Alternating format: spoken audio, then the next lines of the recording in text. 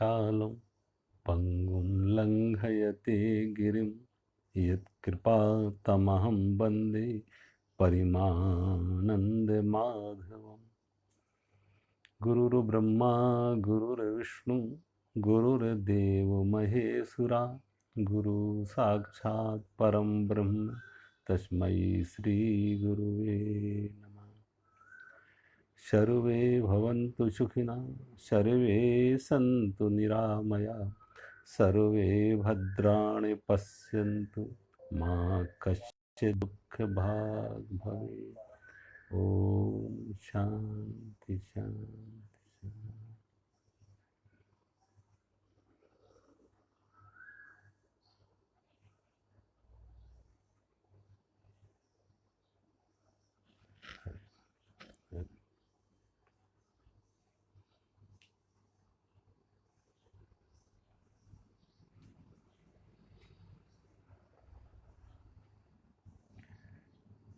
अध्याय 11 श्लोक नंबर 12, 13।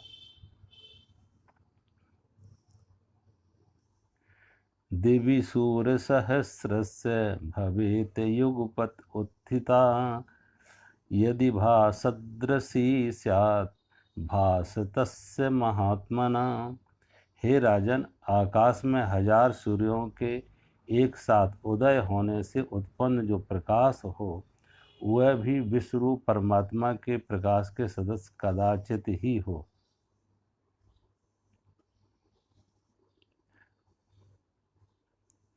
तत्रेकस्थं जगत् कृष्णं प्रविभक्ति अनेकधा, अपश्यत् देवदेवस्य शरीरे पांडवत्तदा। और ऐसे आश्चर्य रूप को देखते हुए पांडव पुत्र अर्जुन ने उस समय अनेक प्रकार से विभक्त अर्थात पृथक पृथक संपूर्ण जगत को देवों के देव श्री कृष्ण भगवान के उस शरीर में जगह जगह स्थित हुए देखा।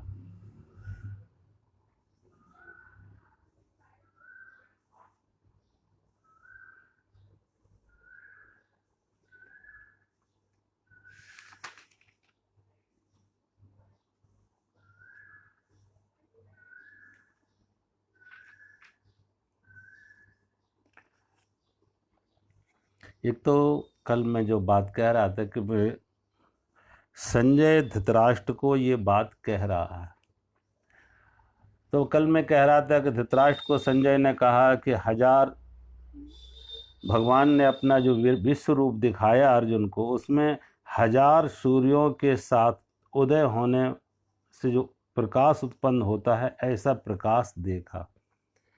अब धृतराष्ट्र तो जन्मांध हैं, तो जन्मांध धृतराष्ट्र को कैसे मालूम हो कि सूर्य का प्रकाश कैसा है? और फिर 1000, उन्हें तो यही मालूम नहीं कि सूर्य का प्रकाश कैसा है, और फिर 1000 सूर्यों के प्रकाश की वो कल्पना भी कैसे कर पाएंगे? जब प्रकाश को ही ना देखा हो तो 1000 प्रकाश सूर्य के प्रकाश की कल्पना कैसे कर पाएगा? तो मैं कल जैसा कह रहा था कि चूंकि संजय आधा कृष्ण है आधा अर्जुन है, संजय भी पूर्णता से नहीं दे पा रहा है सब कुछ, और संजय ने जो दिया वो जितना कृष्ण ने कहा और अर्जुन ने देखा, जितना अर्जुन ने कृष्ण ने दिखाया अर्जुन ने देखा, उसका कुछ अंश इशारा ही संजय पकड़ पाया, और फिर संजय ने जितना कहा उसका कुछ अंश धृतराष्ट्र पकड़ पाया। अब धृतराष्ट्र जन्मांध थे तो उनको प्रकाश का कोई अनुभव नहीं, लेकिन उन्होंने सूर्य शब्द सुना था, प्रकाश शब्द सुना था। तो सूर्य शब्द सुना, प्रकाश शब्द सुना, तो प्रकाश शब्द सुनने से, सूर्य शब्द सुनने से बहुत बार यही होता कि व्यक्ति शब्द जान जाता, शब्द जान जाता, भाषा जान जाता, शास्त्र पढ़ लेता, तो समझ लेता मुझे ज्ञान हो गया। शब्द ज्ञान नहीं है, भाषा ज्ञान नहीं है, शास्त्र ज्ञान नहीं है। जैसे रोटी शब्द रोटी नहीं है, पानी शब्द पानी नहीं है। अब किसी को प्यास लगी हो, पानी पानी दोहराने से प्यास मिटेगी क्या? भूख लगी हो, रोटी रोटी कहने से भूख मिटेगी क्या? ऐसे ही प्रकाश शब्द का ज्ञान होने से कोई प्रकाश नहीं। अंधा आदमी प्रकाश प्रकाश दोहराए तो उसे क्या प्रकाश का ज्ञान हो गया? सूर्य का जाप करे तो क्या उसे सूर्य की रोशनी दिख गई? ऐसे ही हम सबकी स्थिति होती है कि हम शब्द पकड़ लेते हैं और शब्दों को पकड़ के दोहराने लगते हैं और हम सोचते हैं कि हम ज्ञानी हो गए। और ये स्थिति दोनों की होती है। आस्तिक भी अंधविश्वासी होते हैं, नास्तिक भी अंधविश्वासी होते हैं। एक ने ईश्वर शब्द सीख लिया और ईश्वर शब्द सीख के दोहराने लगा। एक आस्तिकता का अंधविश्वासी हो गया, एक नास्तिकता का अंधविश्वासी हो गया। अनुभव दोनों के नहीं है। आज तमाम देखो, तमाम पंडितों के पास शास्त्र है, भाषा है, शब्द है, लेकिन अनुभव नहीं है। तो अनुभव के बिना ज्ञान नहीं होता। तो ऐसा ही धृतराष्ट्र ने शब्द पकड़ लिया, शब्द दिया संजय ने, सूर्य का प्रकाश और 1000 सूर्यों का प्रकाश। तो धृतराष्ट्र ने जैसे प्रकाश का ही अनुभव ना हो, वो 1000 सूर्य के प्रकाश का अनुभव क्या करेगा, अनुमान भी क्या करेगा? जैसे जिसने रोशनी की एक किरण ना देखी हो, जिसने रोशनी की एक किरण भी ना देखी हो, उस प्रकाश का अनुमान भी कैसे करेगा? लेकिन शब्द सुना था, शब्द जाना था, शब्द पढ़ा था, सुना था, परंपरा में था, व्यवहार में था, तो शब्द दोहरा दिया। दूसरी बात, कभी कभी प्रश्न उठते हैं कि इतना लंबा जो संवाद हुआ कृष्ण और अर्जुन के बीच में, क्या इतना लंबा संवाद महाभारत के युद्ध में हुआ होगा, जहां की दोनों सेनाएं दोनों खड़ी हुई थी युद्ध के लिए तत्पर? अब जब दोनों सेनाएं युद्ध के लिए तत्पर खड़ी हों, तो क्या इतना समय मिला कि अर्जुन, भगवान श्री कृष्ण अर्जुन को गीता में जो 700 श्लोक हैं, 18 अध्याय हैं और सुनाते? तो इतना समय निश्चित नहीं मिला होगा। समय की एक अपनी धारणा होती है, समय का अपना मापदंड है, समय का अपना परिमाप है। कभी भी आप देखें, स्वप्न हम रात्रि को देखते हैं और रात्रि का कोई भी स्वप्न 5 मिनट 10 मिनट से ज्यादा नहीं होता है। तो जो 5 मिनट का या 3 मिनट का भी स्वप्न है, लेकिन 3 मिनट के स्वप्न में भी आप देखें कितनी लंबी जीवन की यात्रा हो जाती। एक व्यक्ति जवान हो गया, शादी हो गई, उसको बच्चे भी हो गए, बच्चों के विवाह हो रहे हैं और वो खुशी मना रहा है, बहुत धूम धड़ाके नगाड़े बज रहे हैं, बाजे बज रहे हैं, और उसकी नींद खुल जाती। अब जो छोटा बच्चा था वो जवान भी हो गया, जवान होके उसकी शादी भी हो गई, शादी होके बच्चे भी हो गए, बच्चे बड़े भी हो गए और बच्चों की शादियां भी होने लगी, लेकिन वो इतना सारा कुछ समय कितना लगा? 3 मिनट।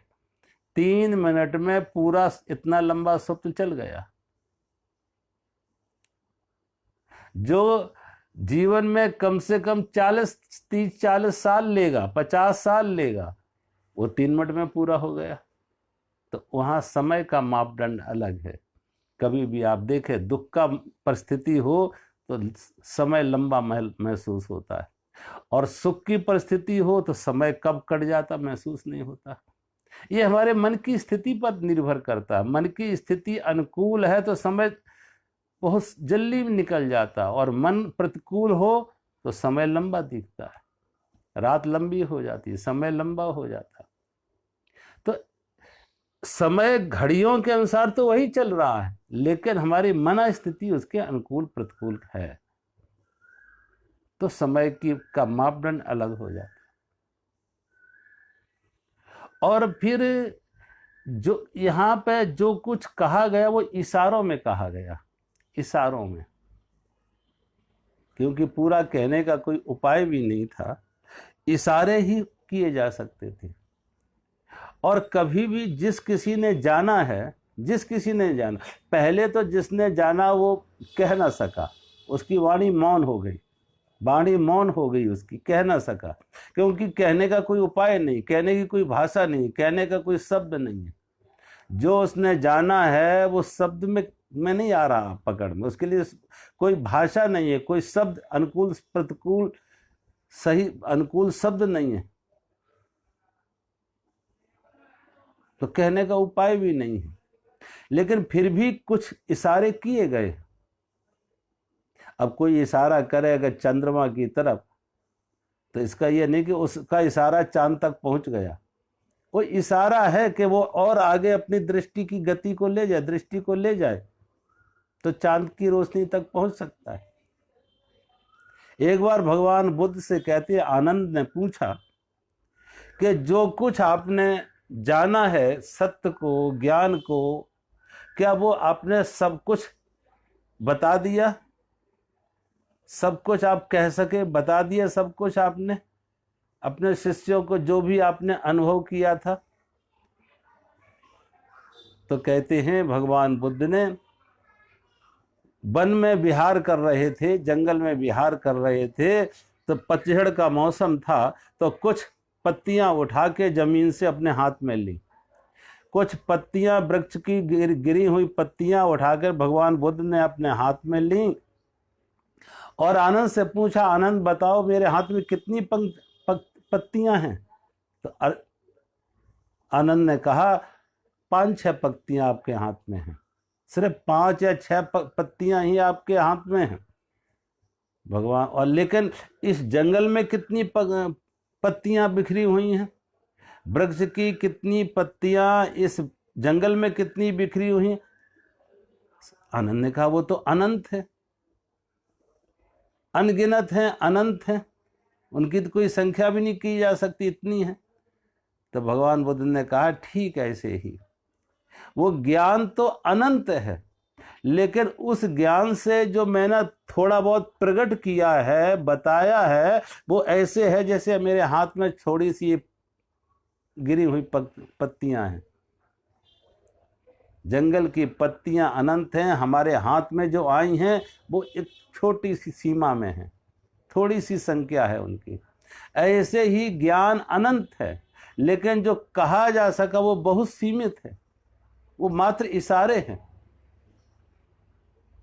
अच्छा, और अगली बात जब भगवान यहां कह रहे, एक तो है 1000 सूर्यों के सदृश, 1000 सूर्यों के सदृश। अब यहां जब भी देखो प्रकाश को ही क्यों लिया गया? प्रकाश, इसलिए आप वैसे भी देखें जगह जगह जब हमारे ऋषियों ने प्रार्थना की, अस्तो माँ सदगमय, तमसो माँ ज्योतिर्गमय, मृत्यु माँ अमृतम गमय।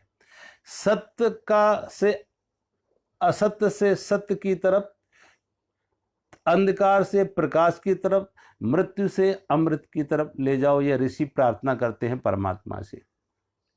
तो जो सत्य है वो प्रकाश है, और जो प्रकाश है वो अमृत है, जो सत्य है वो अमृत है, जो अमृत है वो प्रकाश है। इसलिए ज्ञान को प्रकाश रूप कहा है, प्रकाश रूप ज्ञान को कहा। इसलिए जहां भी ज्ञान की उपमा दी गई है, कोई उपाधि दी गई है, तो प्रकाश के साथ। और देखो, अगर आप विज्ञान की दृष्टि से देखें तो विज्ञान ने भी जब मैटर को, पदार्थ को तोड़ना शुरू किया, तोड़ते तोड़ते कहां पहुंचे? अणु पर पहुंचे, अणु पर पहुंचे, परमाणु पर पहुंचे, एटम पर पहुंचे। और जब एटम का भी विश्लेषण किया, एटम को भी तोड़ा, तो क्या निकला? वहां प्रकाश निकला, मात्र प्रकाश, एनर्जी, प्रकाश निकला, और कुछ नहीं। इसलिए वैज्ञानिक ये मानते सारी सृष्टि जो कुछ दृष्टिगोचर है, सारी सृष्टि जो कुछ दृष्टिगोचर है, इसकी अंतिम परिणति में अगर जाएं, अंतिम रूप में जाएं, छोर पे जाएं, तो प्रकाश ही है, सिर्फ प्रकाश है। इसलिए वैज्ञानिक कहते हैं हाँ, पदार्थ जैसी अब कोई चीज है ही नहीं, एनर्जी है। और एनर्जी का अर्थ है प्रकाश, प्रकाश एनर्जी। तो यहाँ पे भी 1000 सूर्यों के साथ उपमा की है, प्रकाश है भगवान का। और विश्व रूप परमात्मा के सदृश कदाचित ही हो। अब आगे के श्लोक में भगवान कह रहे हैं, पांडव पुत्र अर्जुन ने उस समय अनेक प्रकार से विभक्त पृथक पृथक संपूर्ण जगत को देवों के देव भगवान श्री कृष्ण के शरीर में जगह जगह स्थित देखा। संपूर्ण जगत को और भगवान श्री कृष्ण के उस शरीर में एक जगह स्थित देखा, एक जगह संपूर्ण जगत को। अब जहां देखते थे उनको सारा संपूर्ण जगत एक जगह दिख जाता, संपूर्ण जगत। अब सोचो, ये जगत, जब जगत शब्द कहते हैं तो जगत शब्द का अर्थ खाली ये पृथ्वी नहीं है।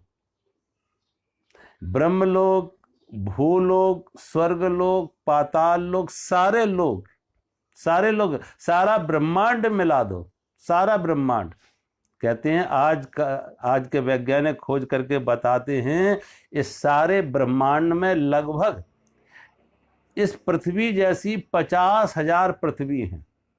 इस पृथ्वी की तरह लगभग 50,000 पृथ्वी हैं। और जहां जीवन है, जैसे इस पृथ्वी पर जीवन है, ऐसे ही उन 50,000 पृथ्वियों पर जीवन की संभावना।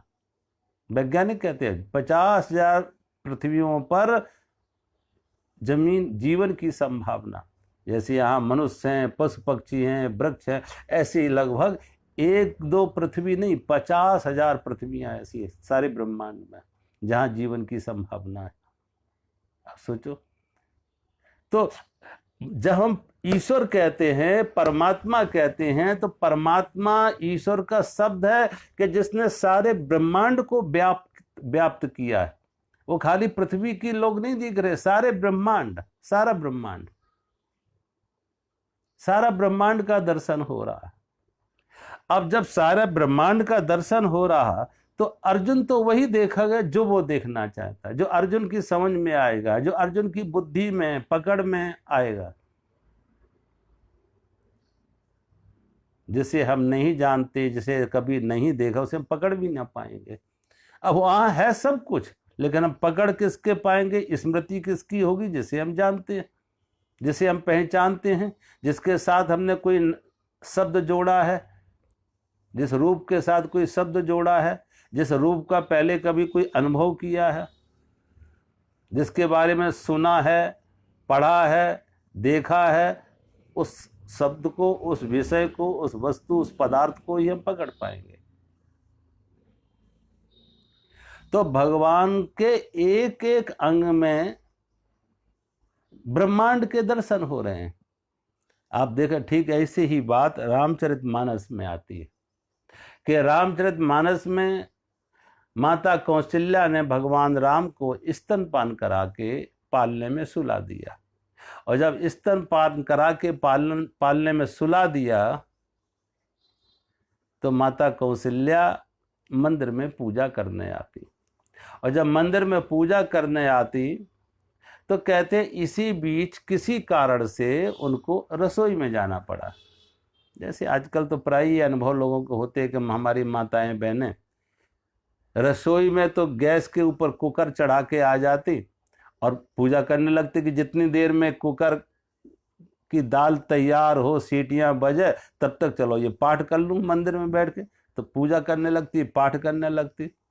अब वो पूजा पाठ चल ही रही थी तो वो सीटियां गिनती रहीं। अब देखा जब कुकर की सीटियां ज़्यादा हो गई तो उसने कहा चलो कुकर उतार के नीचे रख दो, पाठ फिर शुरू कर देंगे आके। तो ऐसे ही किसी कारण से महारानी कौशल्या भी रसोई में जाती और रसोई से जब वापस आती तो देखा कि मंदिर में भगवान राम को भोग लगाते। अब जिस राम को पालने में सुला के आई थी माता कौशल्या, उसी राम को देखा मंदिर में भोग लगा रहा। तो माता कौशल्या को हैरानी हुई कि बालक राम को तो मैं पालने में सुलाई थी और पालने से उतरकर इतना छोटा बालक राम, इतना छोटा शिशु पालने से उतर के यहाँ आ जाए, ये भी संभावना नहीं। तो माता कौशल्या तुरंत दौड़ के पालने के पास गई तो देखा पालने में भी राम सोया हुआ। अब राम पालने में सोया, फिर मंदिर में आया के देखा तो मंदिर में भी राम भोग लगा रहे। पालने में सोया हुआ, मंदिर में भोग, यहां वहां 2 बालक देखा, एक नहीं 2 बालक, एक मंदिर में भोग लगा रहा राम, एक राम पालने में सोया हुआ। माता कौशल्या को बड़ी भ्रम हुआ, आश्चर्य हुआ कि ये मैं क्या देख रही। तो देखा ना, आश्चर्य कब होता है, जब बुद्धि कोई उपाय नहीं खोज पाती, बुद्धि कोई तर्क नहीं खोज पाती। जहां बुद्धि बिल्कुल विचार मुक्त हो जाती है, तर्क मुक्त हो जाती है, जहां कोई विचार नहीं, कोई तर्क नहीं, तो आश्चर्य माता कौशल्या को कि यहाँ वहां 2 राम कैसे। और जब कहते हैं उन्होंने राम को जो पालने में सोया था उसे घूर के देखा कि इन दोनों में कौन सही है, कौन असली कौन नकली, तो भगवान राम ने अपना विराट रूप दिखा रहा। बालक राम ने, शिशु राम ने माता कौशल्या को अपना विराट रूप दिखाया। और कैसा विराट रूप दिखाया कि राम के एक रोम रोम में कोटि कोटि ब्रह्मांड के दर्शन। अब रोम शब्द समझते ना, रोम कहते हैं इस शरीर के ऊपर, हमारे आपके शरीर के ऊपर जितने शरीर में छोटे छोटे छिद्र हैं और उनसे जो बाल आए हुए हैं, तो उनसे जो बाल आए हैं उनको कहते हैं रोम। तो एक एक शरीर में सोचो ऊपर से नीचे तक कितने रोम हैं, कितने छिद्र हैं शरीर पर, चमड़ी पर। तो एक एक रोम में कोटि कोटि ब्रह्मांड के, एक एक रोम में कोटि कोटि ब्रह्मांड के दर्शन कराए। दिख रावा मातई निजे, दिख रावा मातई निजे, अद्भुत रूप अखंड, और रोम रोम प्रति लागे, कोटि कोटि ब्रह्मांड। दिख रावा मातई निजे, अद्भुत रूप अखंड, रोम रोम प्रति लागे, कोटि कोटि ब्रह्मांड। माता कौशल्या को भगवान ने अपने एक एक रोम में कोटि कोटि ब्रह्मांड के दर्शन करवा दिए। सोचो, रोम रोम दिख रावा मातई निजे, अद्भुत रूप अखंड, और रोम रोम प्रति लागे, कोटि कोटि ब्रह्मांड। अब भगवान की क्या कल्पना करोगे, एक एक रोम में कोटि करोड़ करोड़ ब्रह्मांड।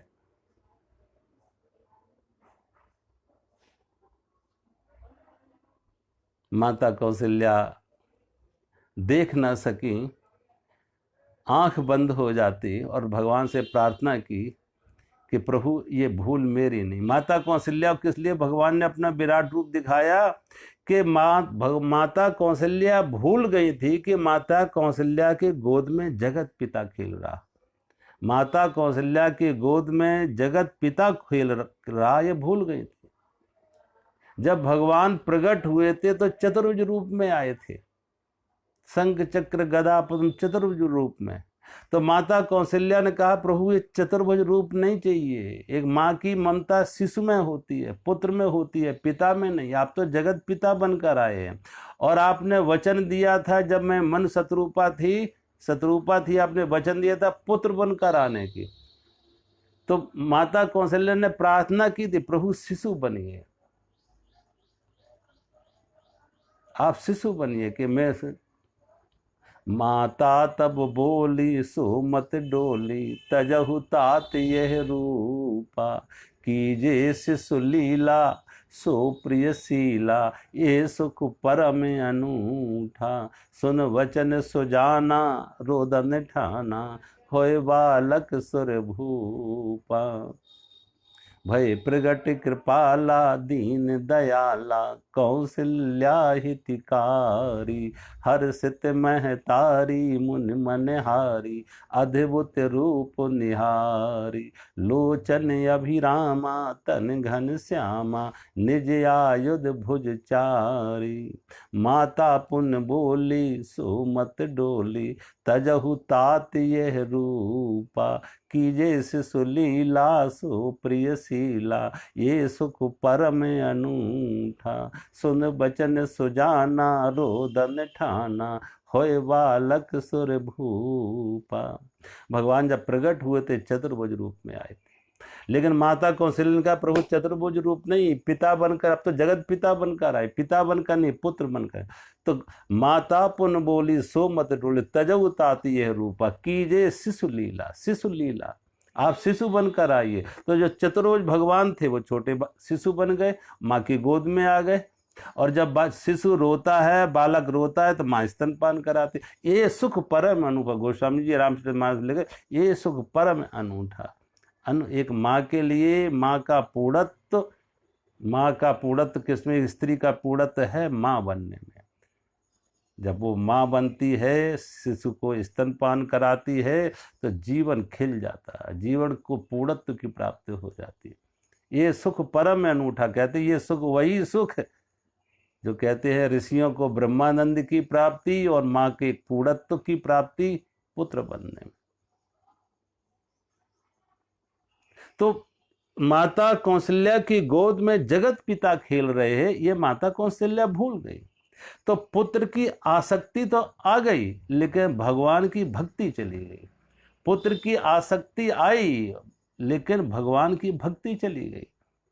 ये भूल ही गई कि मेरे गोद में जगत पिता है, परमात्मा खेल रहा। तो अब आसक्ति किसी के साथ हो, पुत्र के साथ हो, पिता के साथ हो, यानी भगवान के साथ भी आसक्ति है, मेरा मोह है, आसक्ति है, तो बंधन का कारण बनेगा, दुख का कारण बनेगा। तो भगवान ने माँ को जगाया कि भक्ति ना छोड़ो, मोह नहीं, आसक्ति नहीं, भक्ति।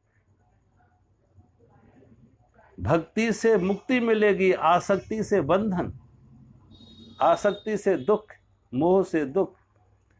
तो माता कौशल्या ने कहा प्रभु इसमें भूल मेरी नहीं है, कारण कुछ आप भी हैं कि आपकी माया ने मुझे भुलावे में डाल दिया। मैं भूल ही गई आपके सत्स्वरूप को, भूल ही गई आपके परमात्मा स्वरूप को, ईश्वरी स्वरूप को। मैं पुत्र ही मान बैठी जगत पिता को। तो बार बार कौशल्या विनय करे कर जोर, बार बार कौशल्या विनय करे कर जोर, अब जिन कबहू व्यापे प्रभु मोहि माया तोर। माता कौशल्या बार बार भगवान से प्रार्थना करती, प्रभु आप ऐसा कृपा करो कि फिर मुझे आपकी माया भुलावे में ना डाल सके, मैं आपके ईश्वरी रूप को, आपके परमात्म स्वरूप को भूल ना जाऊं। मेरी भक्ति बनी रहे आपके प्रति, परमात्मा के प्रति भक्ति बनी रहे, आपके इस ईश्वरी रूप को मैं भूल ना जाऊं। ऐसी माता कौशल्या भगवान से प्रार्थना करती। तो कहने का अर्थ माता, भगवान ने माता कौशल्या को अपने रोम रोम में कोट कोट ब्रह्मांड के दर्शन कराए। तो ऐसे ही यहाँ पे भी कह रहे हैं कि भगवान के पृथक पृथक रूप और एक एक शरीर, भगवान के एक एक अंग में दिख रहे हैं अर्जुन को। आगे के श्लोक में है, तथा सा विस्मयाविष्टा हृष्ट रोमा धनंजय, प्रणम्य शिरसा देवम कृतांजलि अभासता। और उसके अनंतर वह आश्चर्य से चकित और पुलकित शरीर अर्जुन प्रकाशमान विश्वरूप परमात्मा को श्रद्धा सहित सिर से प्रणाम करके हाथ जोड़कर बोला, सिर से प्रणाम करके हाथ जोड़कर बोला। उसके अनंतर आश्चर्य से चकित होकर, आश्चर्य मैंने कहा ना, आश्चर्य कब होता है? जब कोई बुद्धि काम ना दे, तर्क काम ना दे, कोई विचार ना, एक उस क्षण विचार निर्विचार हो जाता, विचार मुक्त हो जाता, तर्क मुक्त हो जाता, कोई तर्क नहीं, कोई विचार नहीं। अन्यथा कभी भी हम किसी चीज को देखते हैं तुरंत तर्क दे देते हैं। कभी भी देखो, जितने जैसे जैसे आदमी प्रौढ़ होता जा रहा है उसके आश्चर्य की शक्ति खत्म होती जा रही। एक बच्चे में आश्चर्य है, बच्चा एक पक्षी को देखता है तो आश्चर्य है, बच्चा एक फूल को देखता है तो आश्चर्य है। लेकिन जो प्रौढ़ है उसे पक्षी को देख के कोई आश्चर्य नहीं है, उसे फूल को देख के कोई आश्चर्य नहीं, क्योंकि वो तुरंत उसको कोई विचार दे देगा। फूल को देखा तो तुरंत कह देगा ये गुलाब का फूल है, ये कमल का फूल है, ये जूही का फूल है, ये चमेली का फूल है, ये घास का फूल है। शब्द दे दिए और उसने सोचा कि शब्द के अर्थ हम सबको जानते हैं, बस शब्द जान गए तो सबको जानते हैं। आश्चर्य नहीं, एक बच्चे में आश्चर्य है, उसके पास कोई शब्द नहीं है, उसके पास कोई भाषा नहीं है, कोई तर्क नहीं है, विचार नहीं है, तो आश्चर्य है। और आश्चर्य जो है वो हमारी समाधि के साथ जुड़ता है, निर्विचार अवस्था, क्योंकि वहां उस क्षण व्यक्ति विचार मुक्त हो जाता, तर्क मुक्त हो जाता, निर्विचार अवस्था में आ जाता, अंदर से एक शून्य, हमारा मन शून्य हो जाता, सिर्फ चेतना ही रह जाती, सिर्फ चेतना, विचार मुक्त शून्य चेतना रह जाती है, विचार शून्य एक चेतना मात्र रह जाती है। वो आश्चर्य की घड़ी, और उस आश्चर्य की घड़ी में शरीर जो है रोमांचित हो जाता, रोम रोम रोमांचित हो जाता, पुलकायमान हो जाता, हतप्रभ कहते हैं, हतप्रभ हो जाता, अवाक हो जाता, उसे कहते हैं अवाक। अवाक का अर्थ है अब उसकी वाणी मौन हो गई, वाणी में कोई शब्द नहीं रहा, कोई शब्द नहीं रही, कोई भाषा नहीं, कोई विचार नहीं, अवाक, वाणी मौन हो गई। तो ऐसी अर्जुन की स्थिति कब? अब उसके पास कोई शब्द नहीं, कोई भाषा नहीं, एक समाधि अवस्था, इसे कहो एक तरह एक समाधि अवस्था है, जहां कोई विचार नहीं, कोई तर्क नहीं, कोई, पूरी तरह से व्यक्ति एक भाव में आ गया, एक भाव समाधि। तो आश्चर्य से चकित पुलकित शरीर, पुलकित शरीर हृष्ट रोमा कहते, रोमांचित, अवाक, हतप्रभ और प्रकाशमान विश्व रूप परमात्मा को श्रद्धा सहित सिर से प्रणाम करके, और ऐसी स्थिति में व्यक्ति प्रणाम करता नहीं है, प्रणाम हो जाता। ये अर्जुन ने किया नहीं, प्रणाम हुआ, झुक गया, सिर झुका के, सिर झुकाने का, हाथ जोड़कर प्रणाम करके हाथ जुड़ गए, सिर झुक गया। सिर झुकने का अर्थ है समर्पण, सिर झुकने का अर्थ है समर्पण, समर्पण परमात्मा के प्रति। अब मैं नहीं तू, मेरा नहीं तेरा, परमात्मा के प्रति समर्पण। अब अर्जुन अर्जुन नहीं रहा, कृष्ण हो गया, बूंद बूंद ना रहा, सागर हो गया। अर्जुन का जो मैं था, अहम था, पूरी तरह से नष्ट हो गया, विलय हो गया परमात्मा में। तो अर्जुन अब भगवान को प्रार्थना करता है, अर्जुन भी भगवान को प्रार्थना करता है। पश्यामि अर्जुन उवाच पश्यामि देवान् तव देव देहे सर्वान् तथा। पश्यामि देवान् तव देव देहे सर्वान् तथा भूत विशेष संगान् ब्रह्माणमीशं कमलासनस्थं ऋषिस्य सर्वांगुंश्चास्य दिव्यान्। अर्जुन बोले, हे देव, आपके शरीर में संपूर्ण देवों को तथा अनेक भूतों को, भूतों के समुदाय को, कमल के आसन पर विराजित ब्रह्मा को, महादेव को और संपूर्ण ऋषियों को तथा दिव्य सर्पों को देखता हूं। अब अर्जुन कह रहा है, प्रभु आपके शरीर में संपूर्ण देवों को, अनेक भूतों के समुदायों को, कमल के आसन पर विराजित ब्रह्मा को, महादेव को और संपूर्ण ऋषियों को तथा दिव्य सर्पों को देखता हूं।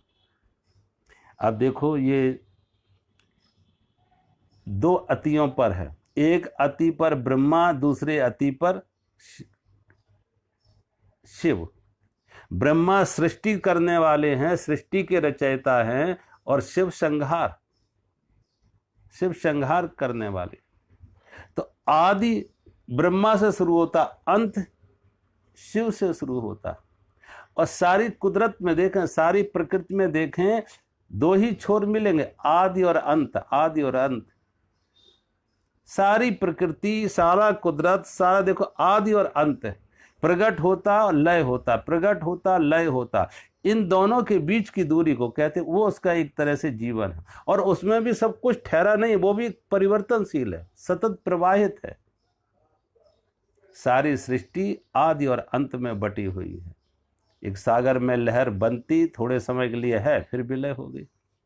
हम आपके जन्म हुआ तो जन्म के साथ ही कहते हैं मौत भी पैदा हो गई, जन्म के साथ ही मौत ही पैदा हो गई। अब ये निश्चित है कि अब जन्म हुआ तो एक दिन मौत भी आएगी, संयोग वियोग, जन्म मृत्यु। अब वो बात अलग है, किसी की एक मच्छर जो है, एक कोई कैसा है, तमाम तरह के ऐसे बैक्टीरिया हैं, तमाम तरह की ऐसी चीजें जो मिनट 2 मिनट का ही उनका जीवन होता है, सेकंड का जीवन होता है। किसी का जीवन 5-10 साल का होता है, किसी का जीवन 50 साल का होता है, किसी का 100 साल का होता है। वृक्षों को देखें तो किसी के 500-500, 1000-1000 साल के जीवन होते हैं। और कुछ और ज्यादा देखो तो पहाड़ों के जरा और बड़े होते हैं, 1000, 10,000, 20,000, लाख। लेकिन एक समय यह निश्चित है कि जन्म और मृत्यु के दायरे में है। समय लंबा कम ज्यादा हो सकता है, लेकिन सब मृत्यु और जन्म और मृत्यु के दायरे में है। जन्म है तो एक दिन मृत्यु घटित होगी। तो यहाँ पे भगवान ब्रह्मा को देख रहे हैं और भगवान शिव को भी देख रहे हैं। ब्रह्म यहाँ सृष्टि भी का कारण भी देख रहे हैं और मृत्यु का कारण भी, लय का कारण भी देख रहे हैं दोनों। और यहाँ कहने का अर्थ है ना, अब ब्रह्मा ब्रह्मलोक के हैं, तो ब्रह्मा ब्रह्मलोक में ब्रह्मा को भी देख रहे हैं, ऋषि मुनियों को मृतलोक में देख रहे हैं, और सर्प, दिव्य सर्पों को कहते हैं ये पाताल लोक में। ऐसी मान्यता है कि दिव्य सर्प कहाँ है? पाताल लोक में। तो पाताल लोक के दिव्य सर्पों को देख रहे हैं, अनेक ऋषि मुनियों को मृत्युलोक में देख रहे हैं, ब्रह्मा को ब्रह्मलोक को में देख रहे हैं, कैलाश पर भगवान शिव को देख रहे हैं। यानी सारी सृष्टि दिख रही है, सारे लोक दिख रहे हैं अर्जुन को।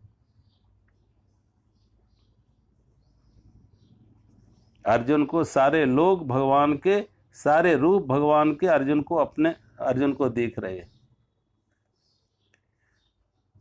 अनेक बाहुदर वक्त नेत्रम पश्यामि त्वाम सर्वत्रो अनंत रूपम नान्तं न मध्यम न पुनस्त्वादिम पश्यामि विश्वेश्वर विश्वरूपम।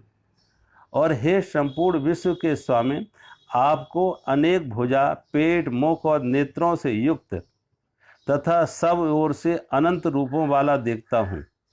हे विश्वरूप, आपके न अंत को देखता हूँ, न मध्य को, न आदि को ही।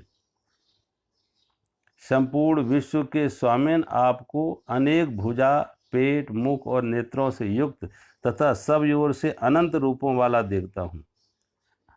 आपके न अंत को देखता हूँ, न मध्य को, न आदि को। अब भगवान को न आदि दिख रहे, न अंत दिख रहे। और जब आदि अंत ना दिखे तो क्या दिखेगा? मध्य नहीं कह सकते। जो दिख रहा है वो ये नहीं कह सकती ये मध्य है। मध्य तो तब हम निर्णय कर पाएंगे कि अगर आदि और अंत दिखा। मध्य का अर्थ है बीच में, मध्य का अर्थ है बीच में। और बीच का अनुमान कब लगा पाएंगे? जब हमने आदि भी देखा और अंत देखा हो, तो मध्य का, बीच का अनुभव लगा सकते हैं। तो जब आदि भी नहीं देखा, अंत भी नहीं देखा, तो मध्य का अनुमान भी नहीं हो सकता। लेकिन जो दिख रहा है वो ना आदि है, ना अंत है, ना मध्य है। अब देखो, हम यहाँ गंगा को देख रहे हैं, गंगा को देख रहे हैं, तो हम ये तो नहीं कह सकते ये गंगा का मध्य देख रहे हैं। गंगा गंगोत्री से चली है, गंगा सागर में विलय होगी। गंगा गंगोत्री से चली है, गंगा सागर में विलय होगी, लेकिन अब इसका मध्य कहाँ है वो निर्णय तभी किया जा सकता है जब दोनों छोर देखे हो, तो नाप तौल की जाए कि इसका मध्य कहाँ आ रहा है, इसका बीच कहाँ आ रहा। इसलिए अर्जुन कह रहा है ना मैंने आदि देखा ना अंत देखा, तो मध्य भी नहीं देखा, और पृथक पृथक संपूर्ण जगत को देख रहा है। अनेक अनेक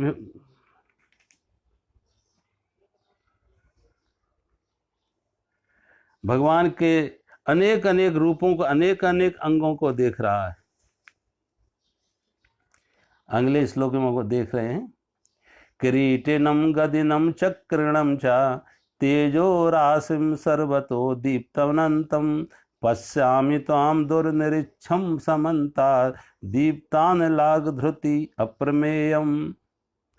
और हे विष्णु, आपको मैं मुकुट युक्त, गधा युक्त, आपको मैं मुकुट युक्त, गदा युक्त और चक्र युक्त तथा सब ओर से प्रकाशमान पुंज, तेज के पुंज, प्रज्वलित अग्नि और सूर्य के सदृश ज्योति युक्त, कठिनता से देखे जाने योग्य और सब ओर से अप्रमेय रूप को देखता हूँ। अब सब ओर से अप्रमेय रूप को देखता हूँ। प्रमेय का, अप्रमेय का अर्थ है जिसकी कोई नाप तौल ना हो सके, जिसका ना आदि है ना अंत है, वो अप्रमेय है। और फिर भगवान कहते हैं आपके मुकुट युक्त, गदा युक्त, चक्र युक्त, सब ओर से प्रकाशमान तेज के पुंज को मैं देख रहा हूं। अब देखो, ये भाव दशा है, भाव समाधि की है। एक बार कहते हैं वृंदावन के एक मंदिर में, अब वृंदावन में आप जाएं तो प्रायः वृंदावन में क्या है, कृष्ण के मंदिर हैं। जहां भी आप जाएंगे कृष्ण के मंदिर सभी मिलेंगे, भगवान कृष्ण के, क्योंकि वृंदावन भगवान कृष्ण की भूमि है। उनका जन्म मथुरा में हुआ, वृंदावन में वो रहते रहे, गोचारण करते रहे, गायें चलाते रहे, तो सारे वृंदावन के मंदिर भगवान कृष्ण के हैं। संयोग की बात है, एक बार क्या होता है कि गोस्वामी तुलसीदास जी और सूरदास जी दोनों का सत्संग हुआ ब्रज में, और दोनों भगवान के मंदिर में, कृष्ण मंदिर में जाते। और जब दोनों कृष्ण मंदिर में जाते तो सूरदास को यद्यप दिखता नहीं था, तो फिर भी उन्होंने कृष्ण की वंदना की, कृष्ण की स्तुति की। अब ऐसे बहुत संत हुए। वृंदावन में एक और संत थे, तो वो संत कहते हैं प्रज्ञा चक्षु थे, स्वामी शरणानंद जी महाराज। वे प्रज्ञा चक्षु थे, स्वामी शरणानंद महाराज जिन्होंने मानव सेवा संघ बनाया था।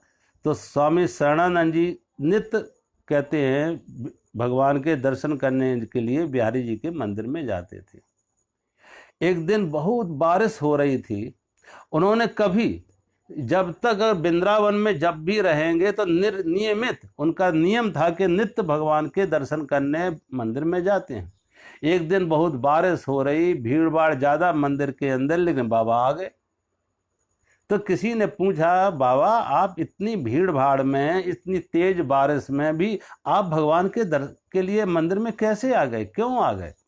और फिर आपको तो नेत्र नहीं है, आपको तो नेत्र नहीं है जो आप भगवान के दर्शन कर सके, तो फिर आप इतनी भीड़ में और ऐसी बरसती हुई बारिश में आप क्यों आ गए?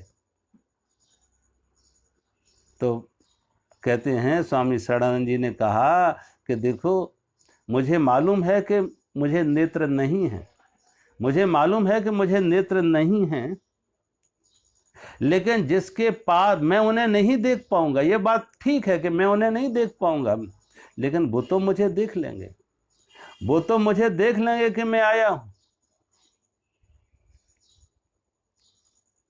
ऐसे ही कहते उस मंदिर में सूरदास।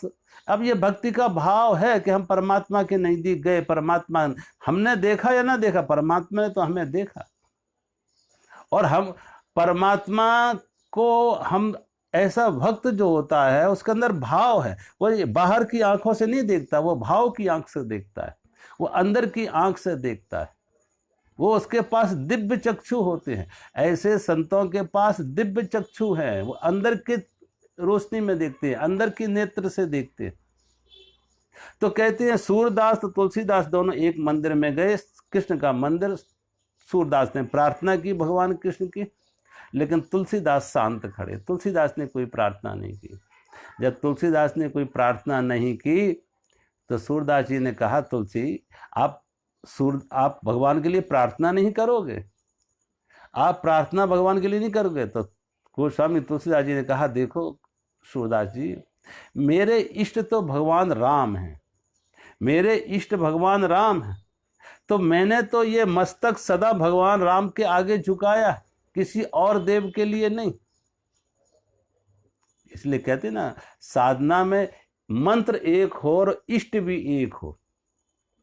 रोज मंत्र बदलना, रोज इष्ट बदलना कोई अनुकूल नहीं है। वो तो ऐसे है जैसे आप घाट पर स्नान करने जाएं गंगा पर, तो 2 कदम इस घाट पर, 2 कदम दूसरे घाट पर, तो ना स्नान नहीं, किसी एक घाट पर उतर जाओ, सब घाट पर गंगा एक ही है। ऐसे ही नाम रूप बहुत है लेकिन परमात्मा बहुत नहीं है।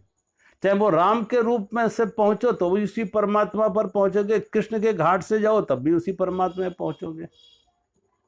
तो लेकिन तुलसीदास जी ने कहा, मेरे इष्ट तो राम है, मेरा मंत्र राम है। तो तुलसीदास ने प्रार्थना नहीं की, तो तुलसीदास ने एक प्रार्थना की। क्या प्रार्थना की?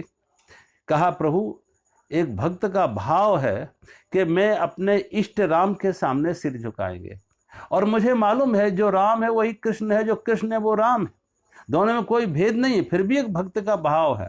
और भक्त का भाव है, इसलिए कृपया करके हम चाहेंगे कि आप कृष्ण से राम बन जाओ, आप कृष्ण से राम बन जाओ। जो कहते हैं जो कृष्ण थे वो राम बन गए। कहा कहूँ छबे आप की, कहा कहूँ छबे आप की, भले बने हो नाथ, ओ तुलसी मस्तक तब नभ है, जब धनुष बाण लो हाथ। वो समझी कहते हैं, तुलसी मस्तक तब दम नभ है, जब धनुष बाण लो हाथ। धनुष बाण आपके हाथ में हो, मुरली मुकुट नहीं, धनुष बाण हाथ में हो तो तुलसी का मस्तक झुकेगा। तो कहते हैं, मुरली मुकुट छिपाए के, मुरली मुकुट छिपाए के, लियो धनुष सर हाथ, और अपने भक्त के कारण ओ कृष्ण भई रघुनाथ। अपने भक्त के कारण कृष्ण भई रघुनाथ। जो कृष्ण थे वो रघुनाथ हो गए, वो धनुष सारंग पानी राम हो गए, धनुषधारी राम हो गए। ये भाव है, भक्त का भाव है। परमात्मा को भाव भक्त जिस रूप में देखना चाहे, जिस रूप में भगवान को भक्त देखना चाहे, भगवान उसी रूप में प्रस्तुत है। भगवान का कोई आग्रह नहीं है, लेकिन भक्त का आग्रह कि मैं इस रूप में आपको देखना चाहता हूं। भगवान उसी रूप में प्रकट है, उसी रूप में प्रस्तुत है। अब जिस रूप पर हमारी आस्था हो, जिस रूप में हमारा भाव हो, जिस रूप में हमारी भक्ति हो, भगवान सब रूप में उपस्थित है, सब रूप में प्रकट होते हैं। तो अब अर्जुन का भाव है, जिस जिस अर्जुन का जो भाव हो रहा है, भगवान उस रूप में प्रकट हो रहे हैं। अर्जुन ने भगवान को चतुर्भुज रूप में देखना चाहा तो भगवान ने चतुर्भुज रूप में दिख रहे हैं उनको, अर्जुन को शंख चक्र गदा पद्म चतुर्भुज रूप में दिख रहे, प्रकाशमान तेज पुंज के रूप में दिख रहे। और भगवान की जो आभा है वो अग्नि और सूर्य के सदस्य ज्योतिर्युक्त है। तो अर्जुन की जैसी भाव दशा थी, जैसा भगवान को देखना चाहता था, भगवान अर्जुन के लिए उसी रूप में प्रकट। ये परमात्मा तो सब रूप में है, और सारे रूप परमात्मा के रूप हैं, सारे रूप परमात्मा के रूप हैं। परमात्मा से अलग कुछ रूप है ही नहीं। लेकिन ये भक्त का भाव दशा है कि भक्त भगवान को किस रूप में देखना चाहता है। तो अर्जुन का जो भाव था, भक्ति थी, भगवान उस रूप में प्रकट हो गए। कहने का अर्थ है सभी रूप परमात्मा के रूप हैं। ये अगर जिनको समझ है, ज्ञान है, वो समझ रहे सब रूप परमात्मा के रूप हैं। लेकिन फिर भी अपने भक्त के भाव को बढ़ाने के लिए, भक्त के भाव को बढ़ाने के लिए परमात्मा अनेक अनेक रूपों में प्रकट हो जाता है, अनेक अनेक रूपों में। आज सारी कुदरत में, सारे आप इसमें देखें प्रकृति में कि सभी में परमात्मा तो वही है, लेकिन अब जिसको जो प्रिय है, अब कितने तरह के फूल होते हैं, लेकिन व्यक्ति कुछ फूलों को चुन के अपने बगीचे में लगाएगा, वो उसको सुंदर लग रहे हैं, लेकिन इसका अर्थ ये नहीं कि सारी प्रकृति के फूल उसने अपने आप सजो लिए ना। थोड़े से फूल ला के अपने गुलदस्ते में वो लगा लेगा, इसका अर्थ नहीं कि जो उसने गुलदस्ते में फूल लगा रखे सिर्फ इतने ही फूल प्रकृति में है। प्रकृति में तो अनंत अनंत तरह के फूल हैं, असंख्य फूल हैं, असंख्य असंख्य जातियों के फूल हैं, लेकिन जो उसकी पसंद थे वो उसने अपने गुलदस्ते में सजा लिए। जैसे व्यक्ति अपने बैठक में गुलदस्ते में फूल सजाता है, ऐसे ही व्यक्ति अपने मन के गुलदस्ते में भी, अपने भाव के गुलदस्ते में भी किसी नाम को, किसी रूप को वो सजोता है, और जिस नाम जिस रूप को वो अपने अंदर सजोता है, भगवान उसको ही आगे बढ़ाता है, उसी रूप में उसके सामने आता है, उसी रूप में जिस रूप में वो भगवान को देखना चाहे। गोस्वामी तुलसीदास जी राम के रूप में चाहते थे तो भगवान सारंगपानी राम बन गए। जो मुरली मुकुट छिपा के, मुरलीधर भगवान कृष्ण थे, उन्होंने मुरली मुकुट छिपा के सारंगपानी राम बन गए, धनुषधारी राम बन गए। सूरदास के लिए कृष्ण थे, लेकिन तुलसी के लिए वो राम बन गए। तो कहने के ये भक्त की भाव हो, भगवान अपने भक्त के भाव को ही प्रकट करने के लिए और सबल करने के लिए उसी रूप में भगवान उसके सामने आ जाते हैं। तो आज हम इसको यहीं विराम करते हैं, कल में आगे का श्लोक लेंगे। मेरा सभी को प्रणाम। हरि ओम।